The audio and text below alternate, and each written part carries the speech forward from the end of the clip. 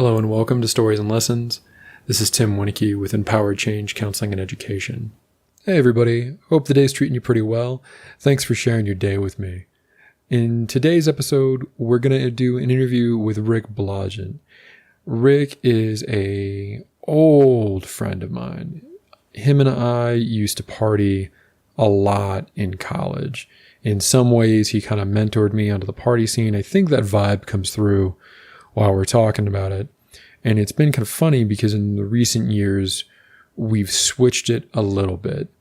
Rick has now decided that he's going to leave his tech career and start working on Christian ministry and mentorship. And I thought it was hilarious that out of our original crew of guys, the two of us decided to get into the helping field when others didn't.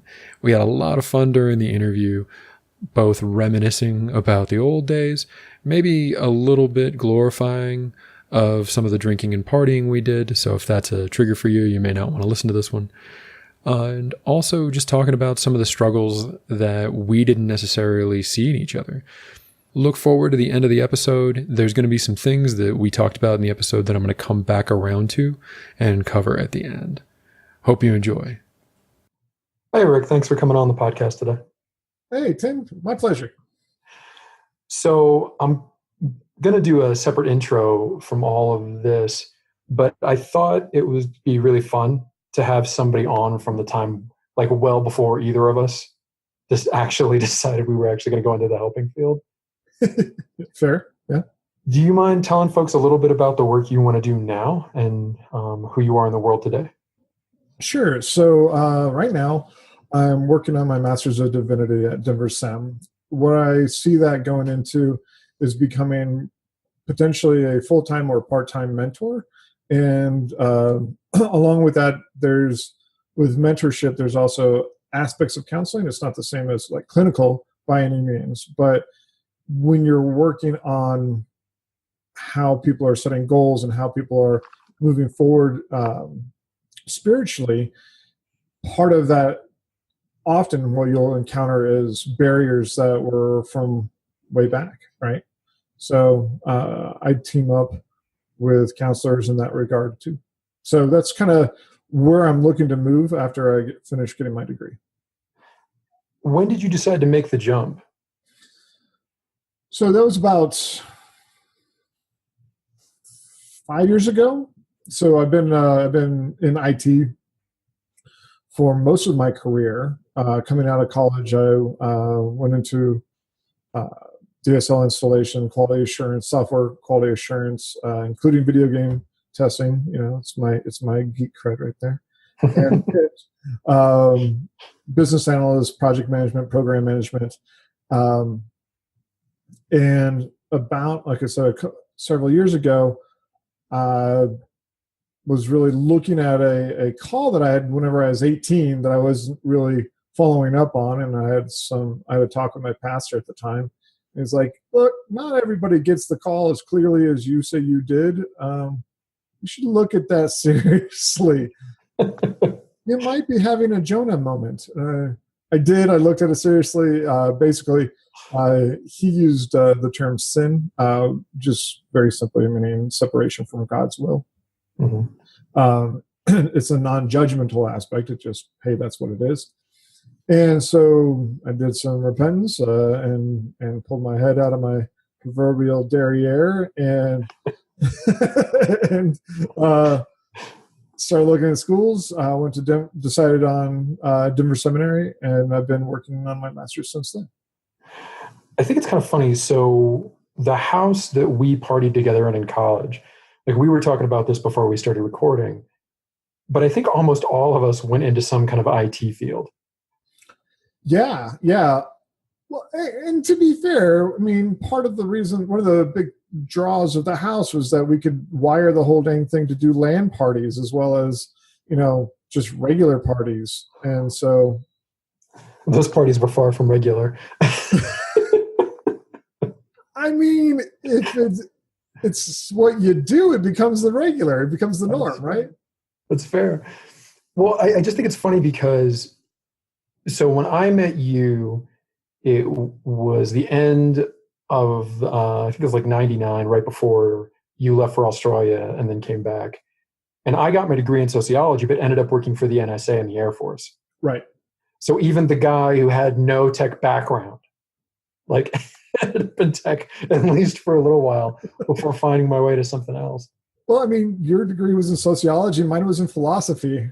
So, imagine where we would have been if we'd have just kept going. Like, every journey has its bends and turns, right? I'm very thankful for what I've learned in the process and where I am today. So, no regrets. No, it's actually worked out great for me. A lot of my clients work in IT, and it's nice there aren't that many therapists that have that background. So it tends to be helpful. Yeah. Likewise. Yeah. So I think there was this, you and I, we reconnected at a move. Like, we hadn't seen each other since before I joined the Air Force. And then it was 2 or 3 years ago. So you joined the Air Force, and then, like, for all intents and purposes in my world, you fell off the planet.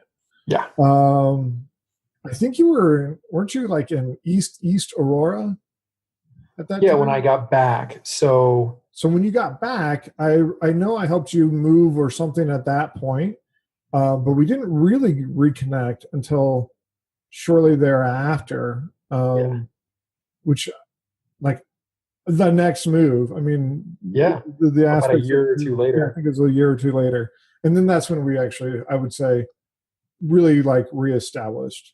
Well, and I'm trying to remember, I think the last time before the last few years that you and I really spent time together was before I went to Utah. Yeah, that's accurate. Yeah, so we were still, at that point, you had kind of left the party scene a little bit, and it was Jason and Eric had moved into a place and kind of took the torch. Yeah, so when I got married, so that would have been 14 years ago. Just a little bit of time. Just a little bit of time. What happened was I got married, right? So there wasn't a lot of reason to go to parties anymore. Right? And then 9 months later, we had Declan. So and 3 months after that, I adopted Drake because we had to wait a year for the whole process. So becoming a father became very central, right? And it wasn't that I didn't start having and going to parties, but, like, I was definitely not in the scene. Well, and those parties were young parties. Right. Like, let's own that. Like, I loved them for what they were when we were in our early 20s. It was wonderful having a place where, we'd have 50 or 60 people over the house. And I don't know, when I look back at that, and there was idiocy and some regrets, but what I loved about them was there was only one remembrance. And I partied with those guys for 4 years, all told. Yeah, something like that. And there was only ever one fight at the parties where I think, wasn't it you hogtied the guy and left him? Oh God, the guy who ramped his car on the stairwell into the golf course. Yeah, he somehow got his car up on the actual railings. Yeah. To this day, I still, like, that's a feat of physics. Don't know. Yeah, no. I helped bring him down. I believe it was redacted his name, who used zip ties that he happened to have. Zip ties. Okay. Yeah. And I mean, at that point, that was later. That was probably one of the last parties at the original house. Yeah, that's accurate. Yeah. And generally speaking, the way I remember the parties, and I'm sure there's a lot of rose-colored glasses looking back, right? Tinted, definitely. Was that it was off campus. It was away from all the fraternities and all the BS. Right. And the guys involved were in different enough majors that was pulling a pretty diverse crowd. That's accurate. Yeah, there was for the majority of people, I would label them in kind of the geeky, nerdy group. I mean, but yeah, it's fairly diverse, honestly. Yeah, like we had Jason in theater, Mm-hmm. if I remember right, you in philosophy, me at the community college, Rob in computer science, Mark in the business school. Right, but almost all of us were tabletop players. Many of us were LARPers. Yeah. Yeah. Well, that's how I met you guys. Was at a vampire LARP or something ridiculous like. But the campus poll tended to be fairly broad, or would you say that it came more from the gaming groups? I would say it was more campus than gaming, but like at that time, the crossover was hard to put together, right? Because I mean, even if you weren't like a tabletopper, you might be playing Magic at the coffee house, or you might be a land gamer, right? Yeah, like StarCraft on StarCraft, campus, right? Big one then, right? Right. Yeah. So it created interesting crossovers with people who could certainly who could span multiple different conversational points in those genres, I guess. That's fair. Yeah, I think what I always liked about it was the thing that I still like about going to college campuses. So I still go out and teach. And what I like about being on a college campus is if I just stop and randomly talk to somebody, I'm going to get new information. Right. And those parties, since, there was a theme of kind of whether you were geeky or not, you at least had to have tolerance of us. Oh, absolutely. Like you needed to speak a little bit of the language to navigate the party. Right. And you had to be able to, you had to have, in my opinion, some chops in arguing, right? You had to be able to hold your ground a little bit because it didn't matter what your opinion was. Someone would challenge it, even if they agreed with you, just to challenge it, right? Just to see where you were at. And honestly, that made us all better, in my opinion. Generally, it gave me a complex by the end. Well, everybody was a little brighter than me was the overall theme that I felt coming out of that. Right. The starting of college was difficult for me. I hadn't read a book before starting college. Right. And here you all, and it was wonderful because then you all would hand me I think for a while I thought science fiction and fantasy writing was wonderful because you all had already read all the bad ones and just handed me the good ones. So I had this really inflated idea of what those books were like. And I remember I finally kind of ran out of really good books. And I think it was with Chris Bregan, of all people. Oh my gosh, yeah. And I was like, hey, buddy, what's next? And he hands me this book, and it was just bad. And he's like, oh, no, you got to read 3 books before it gets good. I'm like, who are you talking to? This isn't. Why would I read 3 books before I got to a good book? Yeah, that doesn't make any sense. Yeah. But what I do appreciate about it now is you and I are still connected to a few of the guys, tending to be a little different in who we're connected to. Right. And there's only 1 or 2 that I think really kind of went off and aren't doing well. Like a few of us are now at Google. Right. You and I are clearly doing pretty well. Teaching as professors, getting good work done. Yeah, I would say for the most part, that crew, the core crew, is all doing well. I can say that with a fair amount of certainty. There was, because of the nature and the draw, there was a lot of people on peripheral, right? Yeah. So quite frankly, you said 50 people at a party out, and I was like, I don't know what party you were at. Mostly I sat at the door and collected money, and I know we hit 100 regularly. Well, how else were we going to get to the $500 bar that we had to outfit every 2 weeks? That's right. And we did it regularly. We regularly collected $300 to $500 every 2 weeks. Yeah, it was a lot of alcohol we consumed. And to be fair to that, we drank a lot. And when I look back at that time of my drinking, the first year I was at those parties, it was definitely what I would identify now as binge drinking. Oh, absolutely. I hadn't figured out how to drink yet. I didn't know what I was doing with it. But for the most part, the way I always remember those parties was there was always 2 people that would get too far gone. The person who got broken up with and whoever had a birthday that week. I never thought, try to recircle back, but I think without doing a lot of thought, I believe you're accurate. That's probably very accurate. I mean, no one drove. There was, it was a big enough house that was always crashed. You never drove. Most of the guys, they were Deaners, so they played enough paladins that any girls that showed up and needed places to crash were going to be fine. Yep. Yeah, the paladin archetype was strong. Was through and through, right? That hero narrative. So it was funny though, because I showed up right as you left for the first time. Yeah, thereabouts. We were just talking. I showed up right as you left, and you tried to make a run of it in Australia. That's right. What was going on? I never really understood why you were trying to go do that in the first place. Oh, since I was a kid, I fell in love with Australia. Okay. So my folks owned a ski lodge in Winter Park, and a lot of the folks so we would have migratory workers come through, and a lot of them were from Australia. And as a kid, yeah, because they would come up for a season, right? So they'd come up to ski because our summer, their winter, vice versa, right? So they can't ski during the summer months there, which happen to be our winter months. So they'd come up and work, and then they'd flip-flop, right? So I got to know a lot of Australians growing up and just fell in love with the country.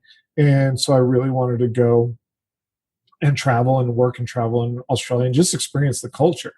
So I had what I thought I had done was successfully built a work visa. So once I came out of school, I didn't expect to actually get a real job for about a year or two, because my idea was, based off of what I understood my visa to be, is I could go and work at a place for 6 weeks up to and in the same area, a certain duration thereafter. And so, but it was sort of like I could work and then bounce and work and bounce, or something to that effect. And it was what I understood my visa was for a year. Well, I bought a one-way ticket to Australia because my intention was I'm going to go there for a year. And I was even thinking about, if stuff happened, I'd go to India afterwards and pal around in there for a while, and then really go on that after college, it's just me and nothing's tying me down. Let me go and take advantage and explore. And to make it a little even sweeter, Chris Kaminsky was living in Sydney, Australia. Oh, I'd forgotten all about that. So I had a landing spot out of the gates, right? I mean, I had and if Chris ever hears that, he'll agree, and it was probably one of the best landing spots anybody could ever have ever. Sure. No, literally, it was on the beach, Tim. Okay. On Sydney's nude beach, Tim. So you were 23, 22? Let's see. 22. Yeah, 22. Still spry. And you land on a nude beach, see paradise, and realize you can't stay. Yeah, so that sucks, right? So I go to the embassy. I party for a week or two, right? We just have fun and just have a good time. Go to the embassy. I show my visa, and people are like, I don't think I can hire you. And Australia has a very, very strict extradition law. Meaning, if you work illegally and they catch you, you are never able to come back to Australia. Okay. Not even Do on vacation. Never. not pass go. You're right. gone. Right. So I spent several days going in and out of the embassy there. Mm-hmm. And then I had to wait. So I submitted all my paperwork, blah, blah, blah. And then they, for whatever reason, I think they ended up mailing crap back to the States because that makes sense. Government sometimes makes some weird choices. Just a little Anyhow, that gets faxed back to me. And they basically say, no, you have a travel visa. Thanks for traveling Australia. I hope you have a good time traveling Australia. God. And so I got put in a position where I was looking at, well, do I stay here and work illegally? With a real risk of getting caught and never being able to come back. Yeah, with that as a very, very real risk. And while this is happening, Jay Sims says, hey, man, I've made a lot of money. I'm making a lot of money right now. Because he had graduated and I think he was working for Sun at the time. Well, he's just a sweetheart of a guy. And yeah, absolutely. And he said, I'll send you a ticket home. Oh, God. Yeah, it sounds like him. And it got to the point where literally in one hand, I have a ticket. And in the other hand, I have a job offer. Oof. So, well, short story, I ended up taking the ticket and I chopped my hair off because at that time it was mid-back. And that was kind of surreal, and flew back home and went couch surfing until I found a job with Rhythms. Well, so you're sitting there with a job offer in paradise, with a fear of deportation, essentially. Right. And the ticket. How did you come to the decision? I landed in the space where as the not having the opportunity to come back to Australia was enough of a negative that I wasn't going to give that up. It's a weird part because I don't even think my family totally gets how much Australia resonates. If I could go and work there tomorrow, I would figure out a way to haul my family out there. It's just it's just very, very cool. And I'm a mountains guy too, right? There's no mountains in Australia. Well, there's Ayers Rock, which is just a big rock in the desert, but there's no mountains in Australia. But there was just something about that land and the people that really called to me at that time in my life. And I mean, still not as much so as in my 20s and 30s. But I mean, if I got offered a job in Australia, I'd seriously look at it. Well, and it sounds like you really kind of locked in on that as a teenager. Yeah. And it's funny. I was thinking about this with Denver, right? Other people in my life don't understand why, the Denver area is such a home for me. I'm not from here. I've traveled all over the world at this point. I've worked on both coasts and in different countries, and Denver keeps bringing me back. And at this point, I'm not leaving if I can help it. And I was talking to another friend of mine while we were traveling, and they were showing me around a city, and they hosted me into that culture. They were excited about where they were. They wanted to share where we were, and they wanted to make me feel welcome into that culture. And it was important for them to do that. And when I asked them about it later, hey, I've really appreciated this. It's been wonderful. Why'd you do it?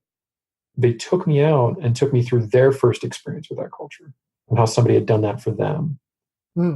Was there anything like that with those, kind of the ski bums from Australia, where they really warmed the Australian culture to you? Because it sounds like that's kind of when it locked in.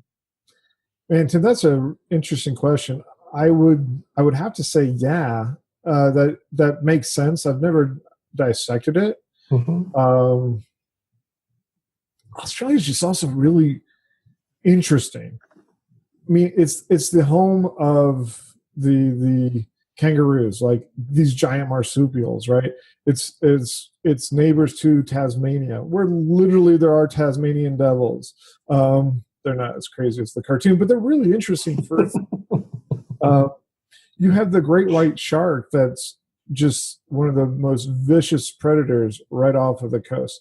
You have New Zealand, which I didn't even know at the time in my 20s, but have since learned it's darn near to paradise. I mean, it's where I think all of the Lord of the Rings were filmed and all sorts of crazy stuff. It's super crazy neat. just there was that, and then there's the people. There's an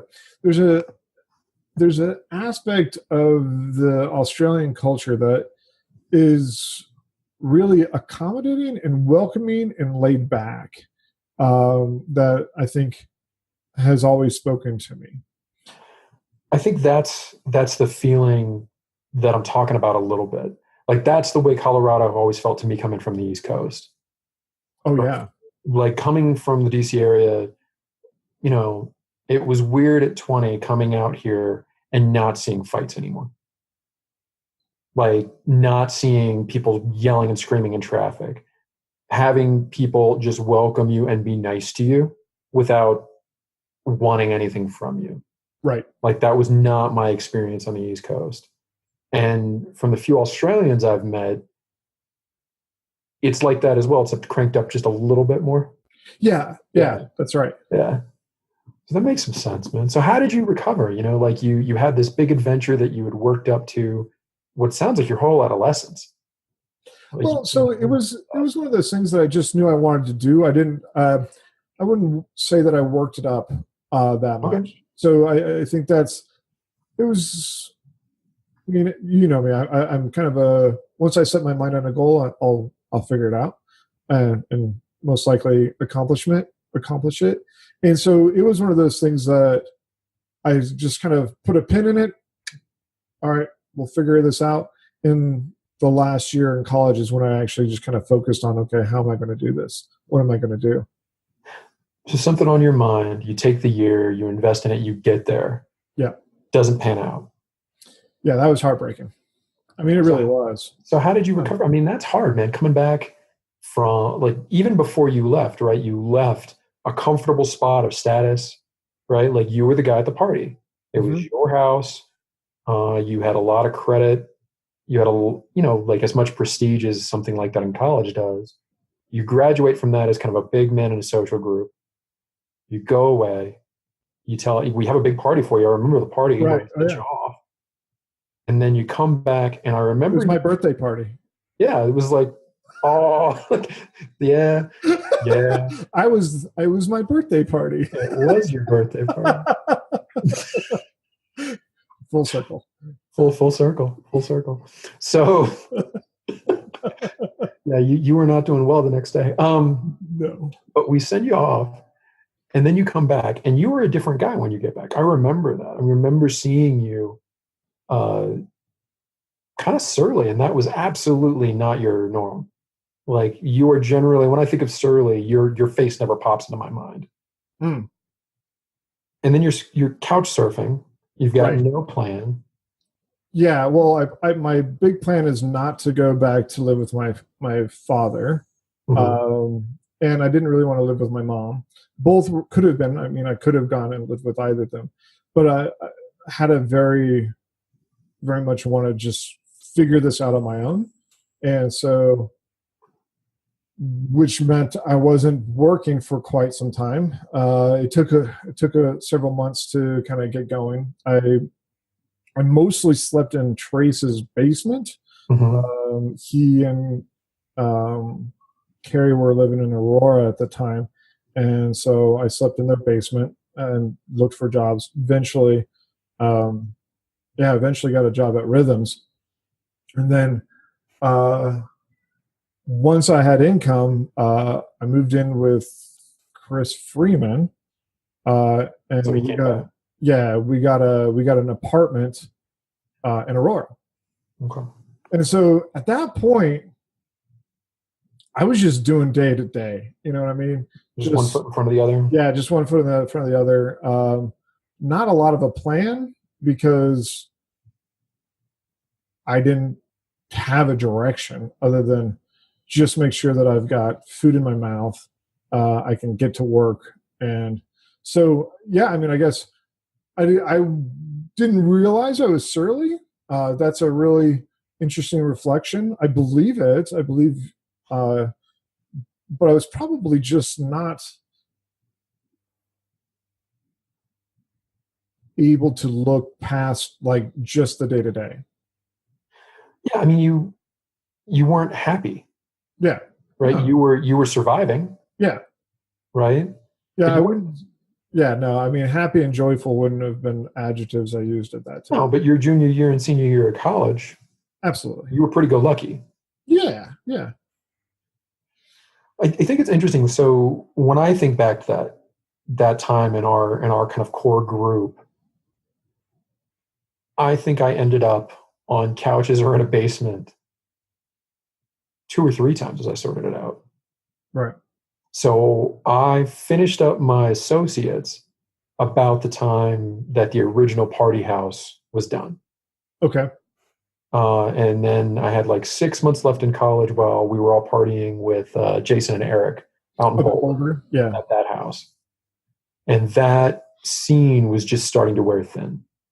Like I didn't like it anymore. It had been 3 years of partying, chasing tail. And the party was getting younger, which was Right. getting a little uncomfortable. And well, you know, when you're 22, 23 and everybody else is like 19, 20, Yeah. it's a little It's so awkward. weird. And then I went to Utah. And when I came back from Utah 2 years later and was kind of, I literally came back in a very, I think a similar condition to you. When I went, the idea I was going to go into politics. Like that Right. was my whole focus. And I think that's the second episode of the podcast I talk about that. But what I didn't talk about too much is when I got back, I was staying at Dan and Chris's, sleeping on a Right. mattress in the basement. They got me a job. I got to trucking on the day to day, but I couldn't pick my head up. Even when I had made it to the day to day without some kind of purpose or connection to the work, I just couldn't get happy, man. My depression was huge. Did you, I mean, depression isn't really where you tend to land, right? Interesting. Like, it is a place I can land. The first time I contemplated suicide, I was in the second grade. Okay. So way back. Oh yeah. But one of the things that I realized in second grade was, it's a long story. I'll cut it short. Was basically I saw a cat climb a brick wall to survive not being killed by a dog. I mean, basically, to me, in the second grade, that seemed darn near impossible. Right. And so I was like, well, if that cat is willing and able to climb something it should have no business climbing to survive, life's probably worth fighting for. And so in college, 1 year, there was 2 big episodes in which I hit depression pretty hard. One time I remember giving over because Jay Sims and I we were roommates, and there was one episode in which I gave him like my pocket knife, and I said, all right, I will check in with you, and you're going to be my accountability partner so I don't take my own life. No, was that something that you were aware enough that you asked somebody to be the accountability, or did he? Yeah, no, I actually asked it. Yeah, Okay. I was aware. How did you, so as a second grader, understanding the concept of what death means and the struggle for life, that's huge, right? Anytime you hear somebody that young struggling with that, yeah, that's big. But I'm curious, how did you go to recognize that you needed somebody to hold on to what you had? So when I make that switch, it's an aspect of knowing that. So I guess the first part is just going, oh, I'm having a thought of, I don't want to be a part of any of this, and no connection, right? So it's almost a disassociation with the rest of the world, which is, which becomes very illusionary, like almost like it's an illusion, right? It's not real. And so that's the first, like, oh, this is a problem. This is you're going into a hole. I'm like, okay, well, and I remember kind of going into that space and going, all right, well, I'm in a very negative space. I need to work through this. And because I know I'm in a very negative space, I know where this can go, and I'm not willing to go down that road. So let's put up the barriers, if you will, of no, this road is not an option. We'll figure out another route out of this hole. That road is not an option. It's strength of purpose, strength of will. I don't know, but that's where I land. I always try to pull a little bit away from the strength of will when it comes to suicide. What I've found with my clients is almost all of them at some point admit to having had the thought that it might not be worth it to live. Right? I think if most people are honest with themselves, right, at some point or another, some point in their life, they've at least been curious about that idea. Sure. And where it gets dangerous clinically, like the things we look for as therapists, right, are lethality, like what's your plan? Do you have access to it, and how lethal it is, right? Right. And that gets a little hard for guys because, especially here in Colorado, right, like people have access to weapons. It's ridiculously easy. Right. And if you're a first responder or a veteran, you've been exposed to lethal means. Oh yeah. You're not just a guy who's fired a gun on a range. You're somebody who understands what lethality means. Right. Where I tend to get really worried is when someone says, I just want it to be done. I like how you describe it as this kind of illusion that there's no hope in the future, that it's better not to be connected, that the people I am connected to will generally be better off without me here. You know, that story we start telling ourselves. Yeah, it's a real powerful lie, right? It takes away accountability. It takes away impact. It says that, I mean, it's the lie is that there is no impact, right? That there's, oh, I don't have any impact. No one cares. Like, what you're doing is you're lying about a feeling that you have no idea about, right? Because reality is someone cares. You may not know who that someone is, but someone cares. And there's impact. Like, for studying this past semester, I did Hebrew, I think I told you, and I spent a lot of time at Starbucks. I literally didn't show up to Starbucks one week, and because just life, right? Yeah. I come back, and they're like, Rick, where have you been? I was like, what do you mean? I just had life. We were worried about you. This is my barista. Yeah. I mean, that's the thing. Like, we have impacts on people that we never know about, and so that's the illusion. That's the lie that that the suicidal thoughts come into. Well, and even I think 95% of the people that is absolutely the case for, and then there's this 1 in 20 folks who have been telling themselves this story for so long that they really have isolated effectively. Oh, sure. Right? I think there's just they've painted themselves kind of into a corner, and then the story becomes, I'm isolated because I'm unlovable. Right. Again, and what I found so fantastic, what I found is that lie starts really freaking early on. So they've actually created this. So what I found, this is not the case with me. Like my parents, I've examined this. My depression comes from just other weird shit. It starts later, but I've seen some people who it starts really early, and it says, I'm not lovable. And then there's a reason or there's a caveat around that. So I'm not lovable to women. Right. Or I'm not lovable to my parents. I'm not lovable as a man or as a boy. I'm only girls are loved. Like there's these interesting aspects, and I mean, it can get real early on.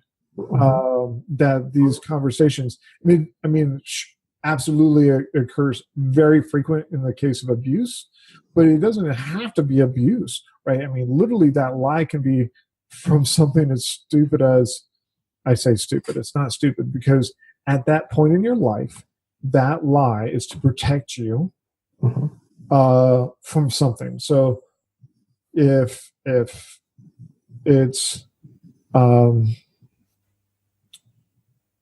it's because you can't breastfeed, and instead you can only take in bottle fed. So you might create a lie that says, I'm not lovable by women, right? Well, and it's weird because it happens so early. Yeah, so that there's no logic. It is literally can't be logical. Right. So for clinical work, there's a concept called the 4 quadrants. Okay. That I was trained for in my trauma training, which was incredibly powerful for me, just in my own personal work, and I use it a lot. But when you are of a certain age, all the way up until like 8, you are biologically programmed to reach for a caregiver. Right. We can't help it as children. We have to reach. And it's not even necessarily that a caregiver is abusive. Abuse makes it more profound. Right. But all you have to do is reach and miss. Right. Reach and miss. Yeah. That's it. Yeah. And then there's a story that you have to believe that the caregiver loves you. And if you reach and miss, you've then got to make up a story to make that miss make sense despite their love. Right. Despite what you're experiencing. Right. And then that tends to be something self-fulfilling. Yeah. That's where the perfectionism comes in, right? Like if I just did better, people would love me. Yeah. Like my father would show up to my recital or whatever. And the more that trauma reoccurs, the bigger that lie has to get. Well, and also the more times you repeat it, right? So it's not even that the trauma necessarily reoccurs. You create the trauma to reoccur because you've told yourself that's that's actually how the universe works. And so then you create it.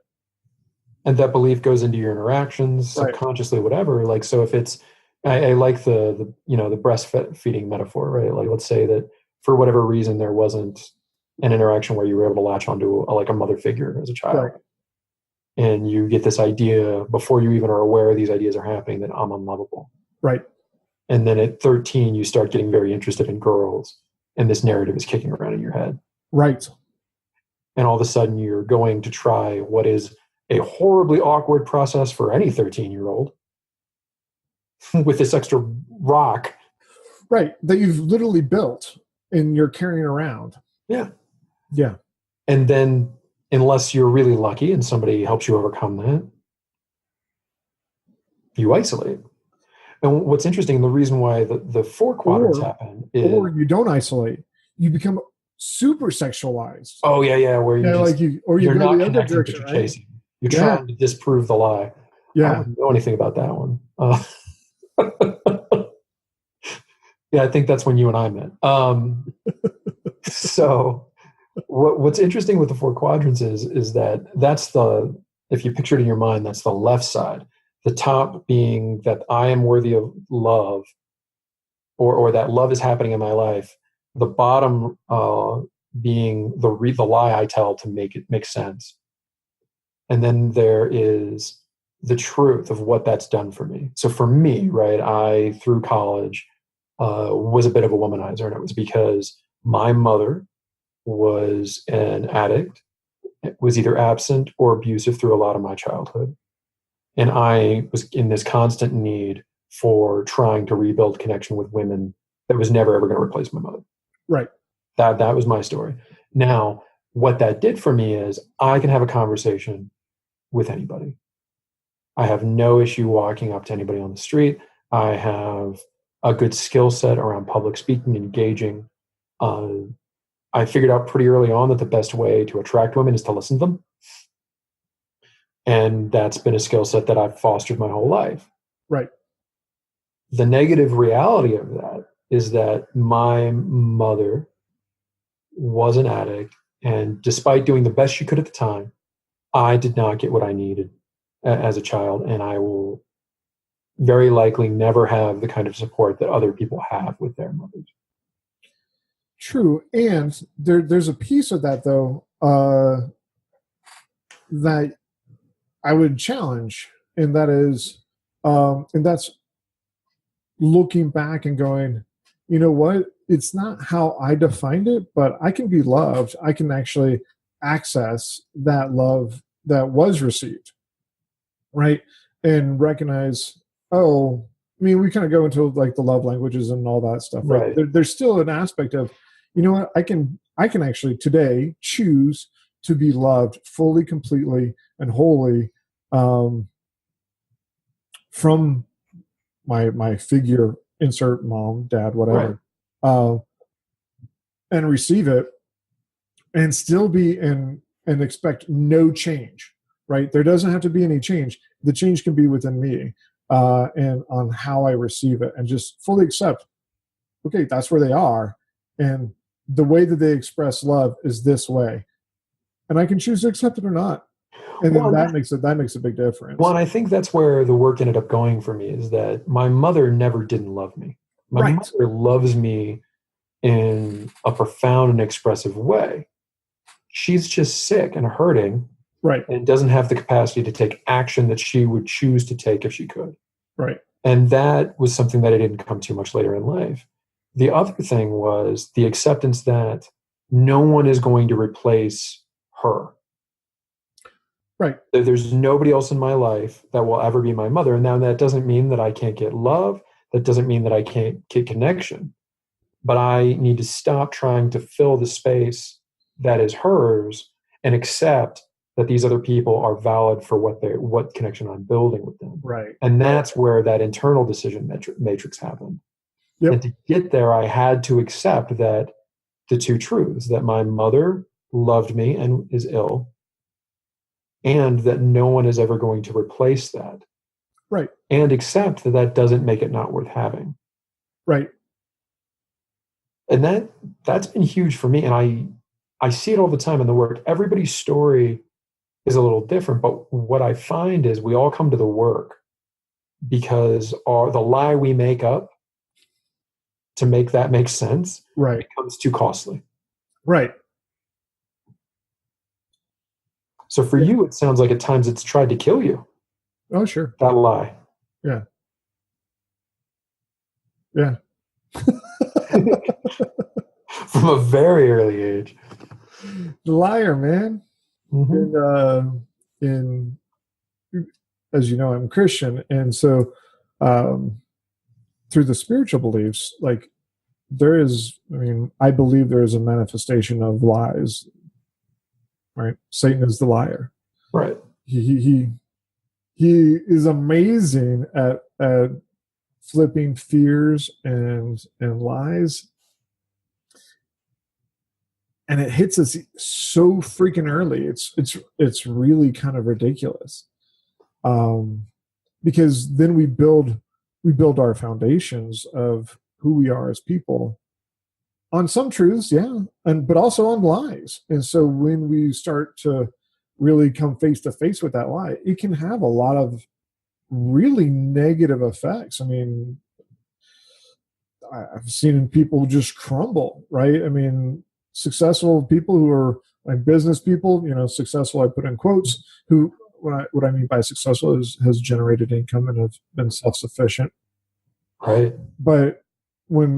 But hit that lie, and then everything crumbles down, and before you know it, they're into drugs, and then on the streets, and they're homeless and addicted, right?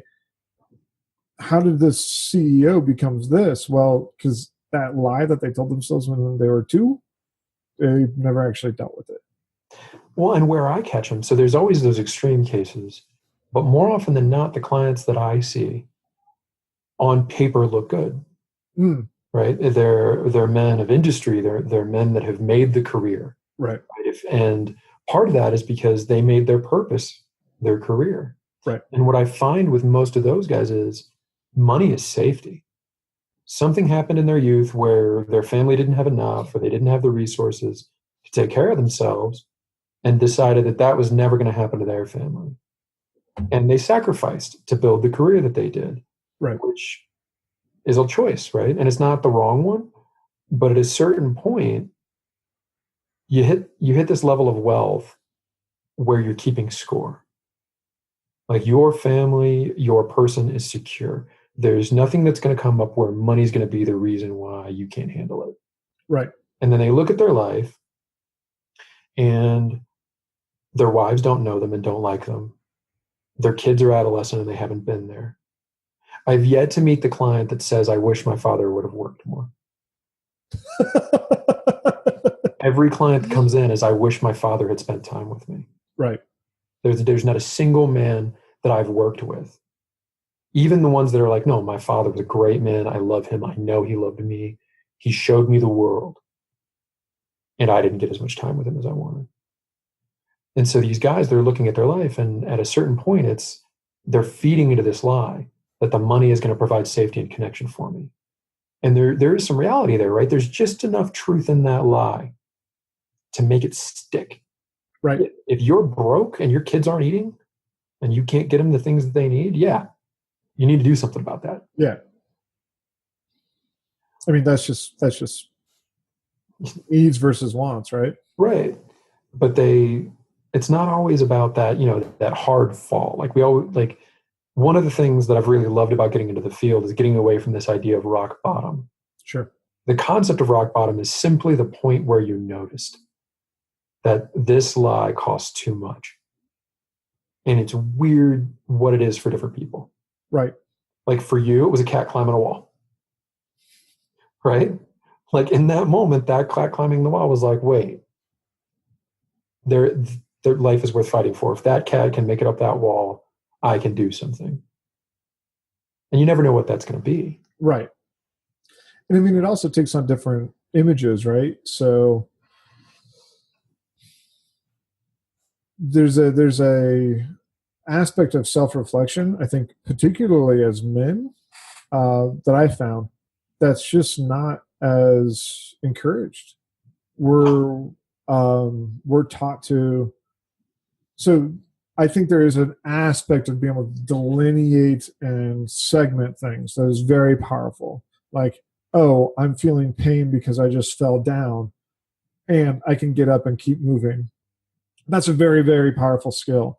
But in recognizing that those pain and movement don't have to be connected, right? I don't have to stop because I'm in pain. I can move through. Very powerful recognition. But that same analogy sometimes gets put into the place of emotional pain. And so what occurs, particularly what I see a lot in men, is that we are told, oh, that emotional pain, I'm just going to not pay attention to it and keep walking. Well, unlike a wound like banging up your knee, a wound on your knee, guess what? You're gonna take that that alcohol wipe or the hydrogen peroxide. You're gonna burn the hell out of your knee or whatever. You're going to clean it. You're going to redress it. Then you're going to bandage it, and you're going to kind of baby it for a little while until it gets better, right? What we don't do with our emotional pain is address it. We don't tend to it. We don't tend to it, and we let it fester. So instead of actually healing, it gets worse. And our society isn't really good, and part of it is just because it's a hard conversation to have because it's so intangible, right? Yeah.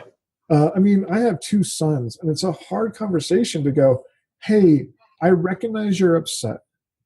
I recognize you're angry. And I'm okay with you being angry at me. And there's a piece of this anger that's a breakdown in expectations that I don't know where it is. And you may not even know where it is. So I want you to examine your anger. I'm fine with you being angry at me, but examine it and figure out where the source is. And then if we need to talk about where that source is, I'm here. But in the meantime, go mow the lawn. Yeah. Yeah. In the meantime, like I didn't, you may be upset because I told you to go mow the lawn, but that responsibility is still there. And I don't want to diminish your emotional connectivity to that. And because it's important to look at it and process it and do it while you're mowing the lawn. Yeah, like we'll come back to it. I'm here to talk, but that doesn't mean you get to stop. And I think that's where a lot of guys get held up at. There is a real skill at recognizing pain and having the perseverance and purpose to push through. Yeah. Right. And I think you touched on that, like with when I was in college and then coming back from Australia. Yeah. In Australia, actually, when I came back from Australia, like I made the choice, literally cutting off ties, cutting off, like I may have become a little surly because part of me was just like, nope, I can't go back to that. I have to push forward. How am I going to do this? And so part of it comes off as maybe he's surly. Okay, that's well, okay. And it sounds like, and it lines up pretty well. So that was about 2 or 3 years before I got kind of tired with that scene. But it sounds to me like in a lot of the same ways, it happened for you. You were older, you had graduated. The idea of going to college parties at that point, you didn't want to be that like dude. What is it from? What was that 70s movie? I keep getting older and they keep getting the same age. Oh God, Like that creepy guy. No one wants to be that creepy guy. Was it something Las Vegas? I don't know. Las Vegas, maybe? I'm gonna remember, and then I'll put it in at the end of the show. But whatever movie that is, no one wants to be the dude chasing teen or college girls when they're really. So that quote was actually told to me whenever I hitchhiked down to Texas. I hadn't seen the movie, and so this dude is quoting this trucker. He goes, "You know, the best thing about 18-year-olds is," I'm like, "What?" And I'm like 19. He's like, "I keep getting older, but they stay the same age." And I was like, "That is the creepiest thing I've ever heard." It's a little off-putting. Oh man. Well, man, I think we're coming up on the hour. Is there anything that you want to kind of leave here to the world? Any lessons that, like, what's come up for you during this that you might want to close out with? So one of the big things that I'm looking at right now is kind of the, I think it's called family learning cycle or something like that, FLS, or, but what it is it looks at these personalities that we have in ourselves. And I'm not talking like multiple personality disorder or any of that, but like the little voices that we have in our head. So maybe it's the voice that says, "Hey, let's knock out all this housework real fast," and so you kind of reward yourself. Or maybe it's the voice that says, "Hey, I should be doing Hebrew homework, but instead I'm knocking out housework." That's productive, right? And so now your two voices are kind of having a fight inside your head, and you start feeling. And then there's a third person, like, you shouldn't feel bad for doing housework, but you should feel bad for not doing Hebrew. And so there's these weird little voices we have in our heads, these personalities, right? And I think one of the pieces that I would like to, I use personalities loosely, right? But one of the things that I'm seeing really powerful is taking time, and instead of being angry or upset or chastising these aspects of our personality, I think if we take time and we're curious about it and we start to unpack it and we start to look at, where is this coming from? Where did you come from? Why are you? In all of these cases, it's a personality or it's this voice that's to help us in some fashion. Mm-hmm. It might have been created when we were like 2 and extremely immature, right? But it was designed to help us. It can be extremely misguided, and it can be part of that lie. But the idea is it was there to help us, to protect us, or prevent us from looking bad, or help us look good, whatever the case, right? It was in there at some point for that purpose. So it's trying to do good. And if we approach these aspects in our mind as, oh, okay, you're trying to help me. It may be the most back-assward, broken way of helping me. Like, you feel like you've got to take apart the car to replace the popped tire type of helping. But okay, let's approach it from a space of curiosity, and that generates healing. Well, and there's a huge relief once you understand why. Yeah. Right. The people that I tend to work with and my own work, understanding that where the things I'm doing that are causing me pain, yep, the emotional state that I'm in that is unbearable, it's failed coping. Right. I'm not stupid. I'm not broken. I'm just somebody who leaned into a skill too hard, too long, and forgot how to do anything else. And there's I see it daily in the practice of when we find that moment and it makes sense, it's easier to step away from because it's not as big. Right. You can put your hands around it, and you may not figure out. So I'm kind of going a long one, but this is important right now. And I think this is really important for a lot of people, almost everybody, I would guess. The ability to go, okay, I accept that this process, I'm going to call it a brick. I accept this brick exists. I'm going to set down the brick. I don't have to hold on to that right now. I don't have to be who I am in that coping process right now. I can set it down and be whole and complete. I don't have to hold on to it. And then the other piece is learning what triggers that piece where you automatically have the brick in your hands, right? It's like, oh no, there was pieces that caused you to pick up the brick. Yeah, there was a part of the process that's so natural for you, it's muscle memory. Yeah. That you don't think about, but that doesn't mean you can't train it out. Exactly. And that's that part of training that out is habits and creating habits, learning what's causing you to pick it up, and then mentally processing through and working through creating a habit so that you're not going to automatically, that muscle memory is not automatically going to grab the brick. Are you going to grab the brick? Absolutely. You're going to grab the brick a lot of times, but the sooner you realize that you grab the brick, the sooner you can put it down. The quicker you notice it's there, the quicker you notice your arm twitch towards it. Right. And the more acute you get into, you get into understanding, oh, that's actually the trigger. Yep. And you got a whole left hand you can use. Like that's the. So that's a metaphor over here. It works, right? I mean, it does. They prove neuro-linguistic programming. If you imagine yourself shooting free throws for the same amount of time as you actually shoot three free throws, it actually has the same growth rate. Yep. So mentally going through and teaching yourself a new habit has the same approach. Every day.